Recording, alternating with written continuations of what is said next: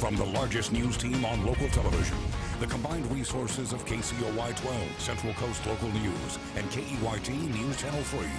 Your news starts now. Good evening, everybody. I'm CJ Ward. And I'm Scott Hennessy. Welcome to this joint edition of News Channel 3 and KCOY 12 Central Coast News. We begin tonight with a terrible accident in Oxnard. A pickup truck slammed into an apartment building, hurting 5 people, 3 critically. 2 children were pinned under the truck. Joe Butita talked with a witness who rushed in to help. Right when it passed me, I knew it wasn't going to stop, so I just dropped my thing, started running. Alvaro Nunez lives just down the street from this apartment building, where around 4:30 in the afternoon, a pickup truck barreled through the wall and into a family's home. Nunez and other witnesses rushing to the scene to help. I found a little girl in between the wall and the truck, under the truck. You know, I just got her out, broke the glass, got the little girl, and that was it. Authorities say that little girl, just 2.5 years old, was taken to the hospital in serious condition, along with an 8-year-old boy, also with serious injuries.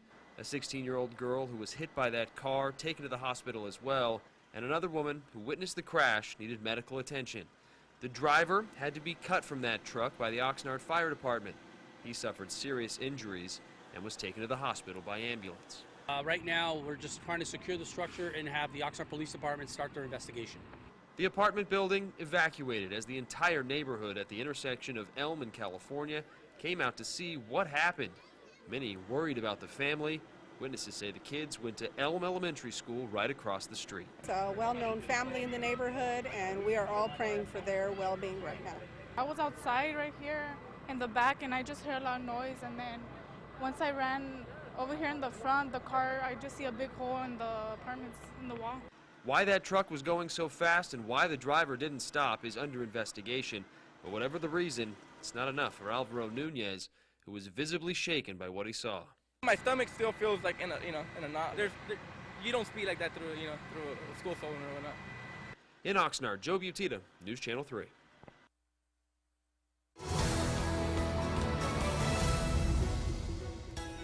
Now to vote 2016, Hillary Clinton and Donald Trump raced across the country on this last day of campaigning. They tried to cover as much ground as possible before the polls officially open tomorrow morning. Lauren Lister is in Washington with more. Good evening. In these critical final hours, the candidates have been crisscrossing the nation, hitting crucial battleground states in a combined 9 stops, also touting their famous friends. Donald Trump at a rally saying Tom Brady supports him, Hillary Clinton bringing out Lady Gaga and the Boss at her events. Hillary Clinton, President Obama, John Bon Jovi, and the Boss at the 11th hour pressing supporters to go vote for Clinton on Election Day. Please make a plan to vote. None of us want to wake up on Wednesday morning and wish we had done more. I'm asking you to work as hard as you can this one last day to elect, my fellow Americans, this fighter, this stateswoman. The race still close. Clinton leading Trump by 4 points in the latest ABC News poll. And Donald Trump making one last battleground blitz. 8 states in 24 hours, sounding nothing like an underdog. We're winning Ohio. We're winning Iowa. We're winning, we think, New Hampshire. Clinton now putting that FBI email investigation behind her. Her team encouraged by long lines of early voters, mostly Latino, in Nevada, and by the tens of thousands who have turned out in key battlegrounds to see her famous friends. Hillary Clinton is the one. Trump, meanwhile, lashing out at the FBI after Director Comey's announcement clearing Clinton a second time. So they went through 650,000 emails in 8 days. Yeah, right. Hillary Clinton 4 votes. And just after midnight, Election Day voting officially kicking off. Polls opening in this small community of Dixville Notch, New Hampshire. And later this morning, the candidates expected to cast their own ballots. Clinton and Trump set to vote near their respective homes in New York State. Lauren Lister, ABC News, Capitol Hill. And those polling places are set to allow everyone to vote, including people with disabilities. Tracy Allaire joins us live from Santa Barbara with that part of the story. And Tracy, you saw some of the equipment that's already in place. That's right, and the Help America Vote Act makes polling places like this one accessible. And a vision-impaired voter tried out the equipment today, and we tagged along. Right now I'm going to stick in the blank ballot. I have to make sure that the dog ear cut out in the corner will be at the top right-hand side. There's something here that says something in Braille. Ballot. For demonstration purposes, Greg Benavides' sample ballot asks him to vote for his favorite singer. Press the right arrow key to reveal a summary page. Ooh, Stevie Ray Vaughan. Okay, I like Stevie. The Braille Institute's Access Technology Specialist likes what he feels. Okay, personally, I've never seen one of these machines before. They did not tell me what was going to happen today. Once I put my hand on the pad, I almost figured out immediately what it does, how it works, and now that I've done it, piece of cake. He's been reluctant to ask for help filling out his ballot at home. The one person who helped me one time, every time I gave them who I wanted them right, they say, "Why are you choosing that person?" Instead of just taking my word for it, there would be an argument. So I found this here gives me extremely good independence and confidentiality. And this device that you've seen is not just for people who are completely blind. This device is for people who are visually impaired. If they need things in larger print, the device will make it in larger print where they'll be able to see it. So this allows people with visual problems to vote independently on their own. Santa Barbara County chose this AutoMark machine because it allows people with all disabilities to vote independently and privately. There's also a place for a sip and puff ventilator and a foot pedal attachment too. If they have some disability, come on into any one of our 86 polling places. We have that machine there waiting for you. Benavides says he will vote this way on Election Day, and like many voters, he'd like to keep his pick for president private. I kind of like it. It gives me more independence. But will they allow me to write in Alfred E. Newman? Elections offices hope the accessible equipment will help increase voter turnout. And election officers say they don't want voters to feel intimidated. There are people on hand to help. In Santa Barbara County, I'm Tracy Lair. Thank you, Tracy. One of the 17 propositions on the ballot in California would put strict limits on the purchase of ammunition. Prop 63 requires background checks on ammo purchases and bans high-capacity ammo magazines. It would also require people who have lost a gun or had one stolen to report it to law enforcement. A Santa Maria gun store owner tells us he sold out of AR-15 ammunition. People are buying in bulk, fearing the prop will pass. People are scared to death that their Second Amendment rights are going to be destroyed by this bill. If anything, it's going to keep ammunition and firearms out of law-abiding citizens and create areas for people to manufacture ammunition on their own. Supporters say Prop 63 would keep guns and ammo out of the wrong hands by closing loopholes in existing law. And now to Prop 62. If California voters pass it, the death penalty would be repealed here. It's certainly one of the biggest issues we will decide tomorrow. Elise Martinez has a rare interview with the Santa Barbara attorney who co-authored Prop 62.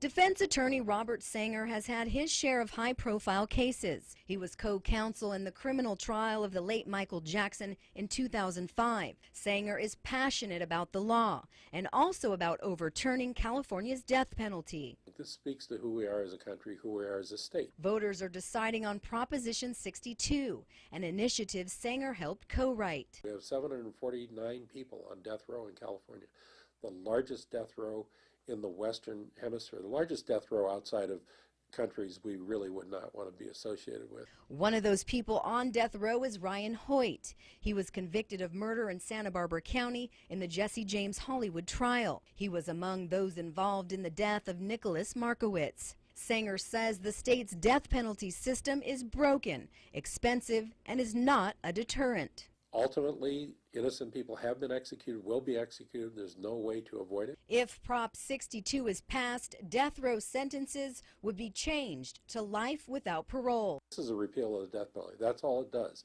It requires work and restitution on the part of people who are doing life in prison. Death penalty supporters have a proposition of their own on the ballot. Proposition 66 would actually speed up executions. If both 62 and 66 pass, here's what will happen.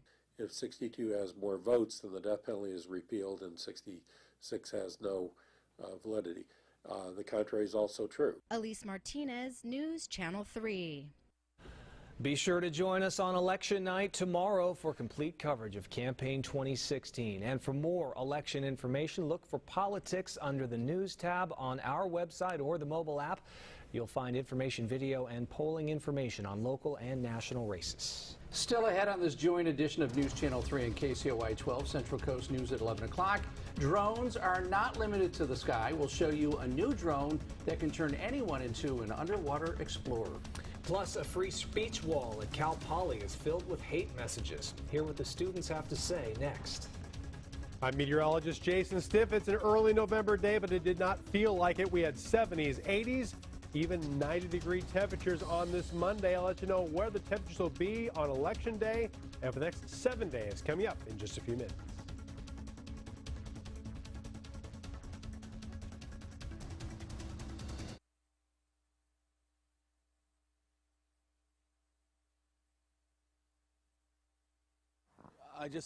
Mic check testing 1 2 3 4. Mic check testing 1 2 3.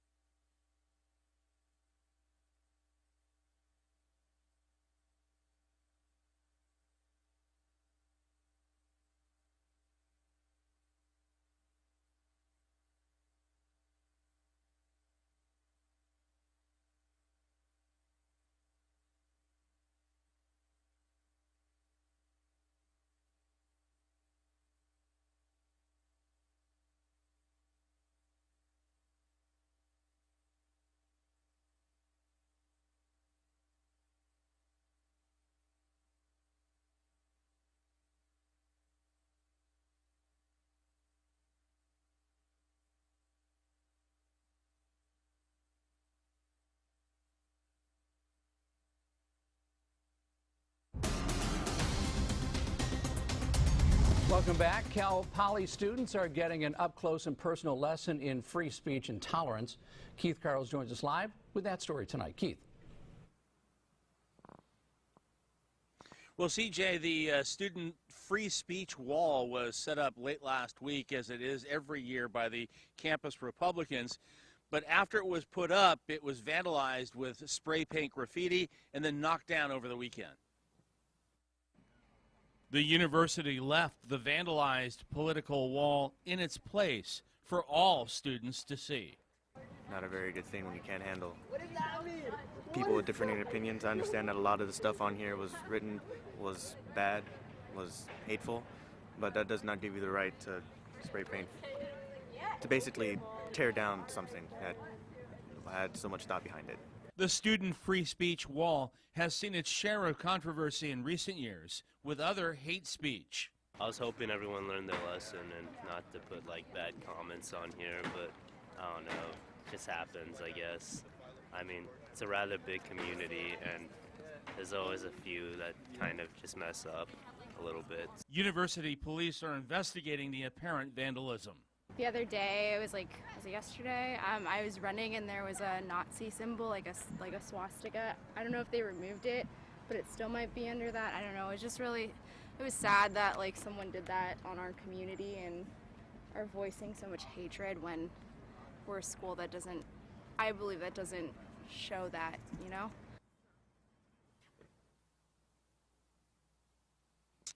Now, the campus or university administration has condemned the vandalism of the student free speech wall, saying it does not in any way reflect the true values at Cal Poly.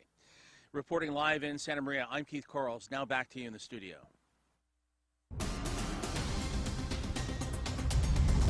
A new remote-controlled underwater drone lets anyone become an explorer.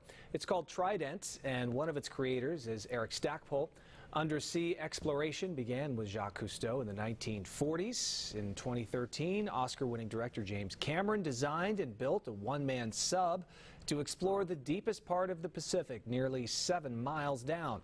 Tridents can only dive about the length of a football field, but that's deep enough to explore countless shipwrecks. They've been used to find ancient Mayan pottery in underwater caves in Mexico. They've been used in Antarctica to explore under the ice. Some people took them to Mount Everest and explored a lake that's one of the highest altitude lakes in the world.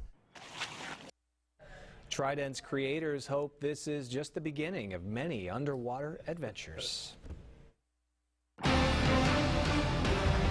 All right, Jason Stiff joining us now to look at weather, and it just doesn't feel like November. Right? Pretty just warm. 80s and getting warmer. Only November in the southern hemisphere, not here where it's supposed to feel a little bit cooler, maybe some rain, none of the rain in the forecast. Now, it's interesting that we were just seeing that drone underwater. They're exploring under the water. Here's something exploring outer space. We have the oceans, we have meteorology, we have astronomy, we have it all right here. I wanted to show you this photo. Now, this is a beautiful dawn photo from Jay Olson, but I'm going to get out of the way. See this streak right here?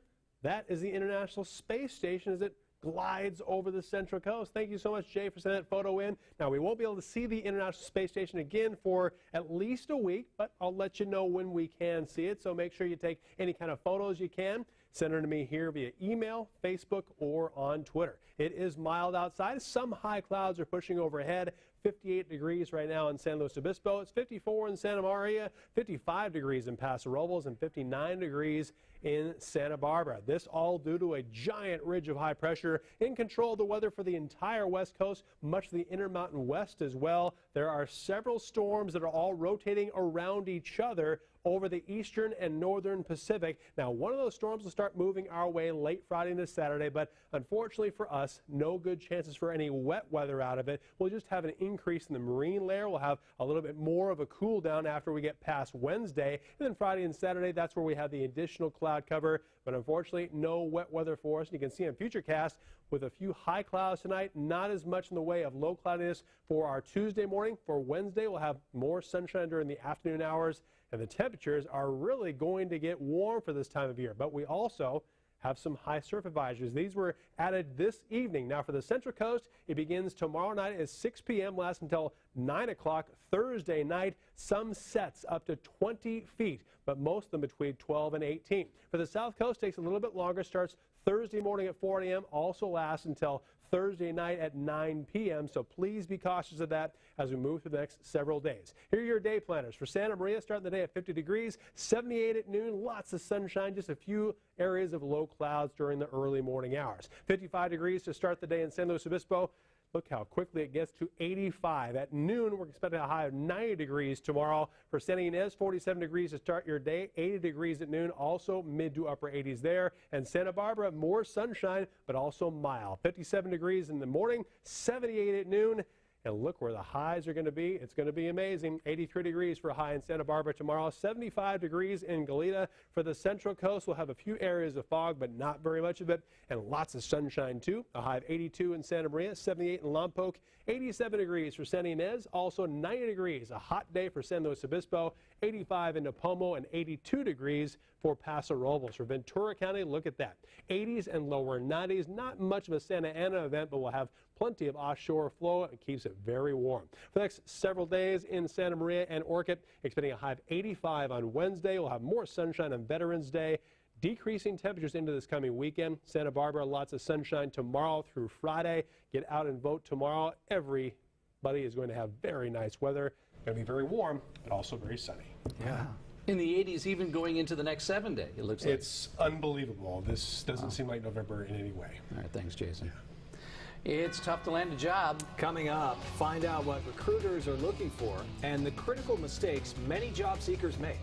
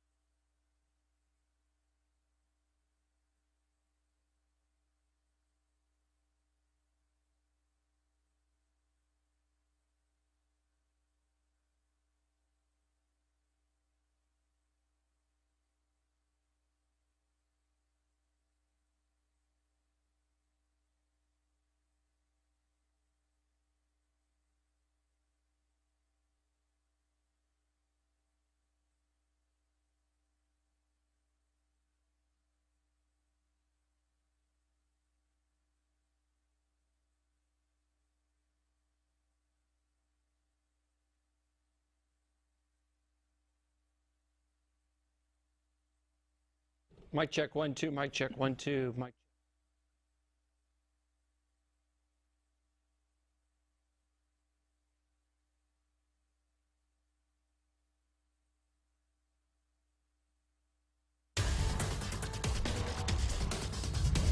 It's not always easy to land a job. Applicants are up against hundreds of people, which is why having a standout resume is more important than ever before. A recent survey by CareerBuilder found 43% of hiring managers spend less than a minute looking at a resume. That's why job coach Christine Mensa says it's critical to get right to the point. So you have to grab their attention very quickly. You know, you cannot have a long paragraph, a long essay, bullet points, to the point, powerful action verbs. In the survey, 75% of HR managers also reported finding lies on resumes, and they found plenty of mistakes which can kill an applicant's chances. So make sure you cross your T's and dot your I's and have someone proofread your resume. Still ahead on this joint edition of News Channel 3 and KCOY 12, Central Coast News at 11 o'clock. So long, Harlem Shake. Yeah, there's a new thing in town, the Mannequin Challenge, just in time for the election. In sports, Steph Curry shoots down an NBA record, plus the Clippers dominated against Detroit in a Monday night football thriller between Buffalo and Seattle.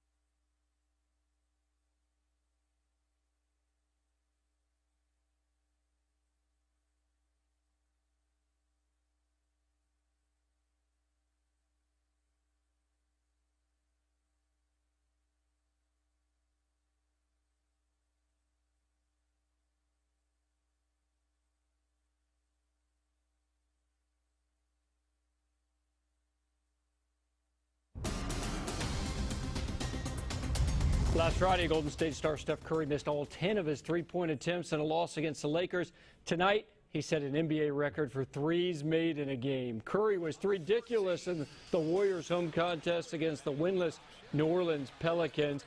How about the fake followed by the take and make from beyond the arc? And he dribbles through traffic here, pulls up and drain it. 6 threes in the first half. Warriors led by 14. Fourth quarter, it's down to a 5-point lead. Curry to the rescue. The three ball is good. Under 3 minutes ago, Curry tying the NBA record with his 12th three-pointer of the game. Warriors up 9. About 30 seconds later, here comes lucky number 13. Steph Curry making an NBA record 13 three-pointers in the game. He finishes with 46 points. Warriors win 116-106. Curry missed just 4 threes in the contest. The Clippers whipping Detroit at L.A. Staples. L.A. taking control right from the start. Chris Paul hitting the triple. He was hot from distance, not Curry hot. Blake Griffin was an assist shy of a triple-double. He had 13 points, 10 rebounds, 9 assists, and only 28 minutes of action. Clippers have the top scoring defense in the league. They get the steal. Wesley Johnson going to lay it in. Back to Paul. He was 5 for 5 from three-point land. He had 24 points. Clippers led 62-32 at the half. They win 114-82. Entertaining and wild Monday Night Football game in Seattle between the Seahawks and Buffalo Bills. In 2013, Jimmy Graham was the most dangerous tight end in the red zone with New Orleans. Led the league with 16 TDs tonight. He was special for Seattle. Russell Wilson, the Graham touchdown. So nice, we watch it twice. One-handed grab. This is not a replay. Graham with another one-handed touchdown catch. Seattle leads 28-17 in the second quarter. Controversial play at the end of the half. Richard Sherman offsides, but he hits the kicker. No roughing call, just offsides. Bills coach Rex Ryan called it ridiculous afterwards. Bills would miss the field goal 28-17 at the half. Let's go right to the final seconds. Bills down 6. 4th and goal at the 15. Taylor with time. Rifles to the end zone. Incomplete. Buffalo dominated the stats, but losing Seattle 31-25. And a Santa Maria man is Mr. Big Shot. 27-year-old Travis Milne sank his half-court shot at the Lakers game last night. Talk about a money ball. The Pioneer Valley graduate wins $35,000 for hitting the promotional shot between the third and fourth quarter. He knew he made it. Oh, he knew he made it, yeah. He left his hand in the air. Ice in the veins. Nice. Enjoy the money. Like a pro. Yes. All right. Stay with us. We'll be right back.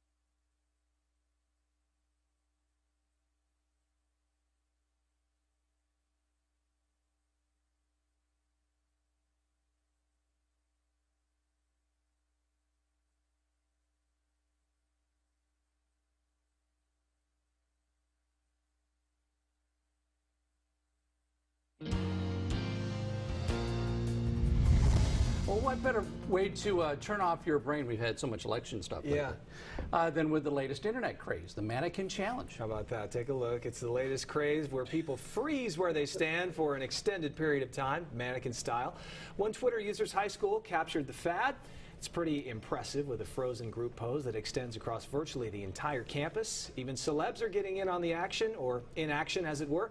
Comedian Kevin Hart and his workout squad busted no moves during a gym workout. And even the Pittsburgh Steelers froze it up in their locker room.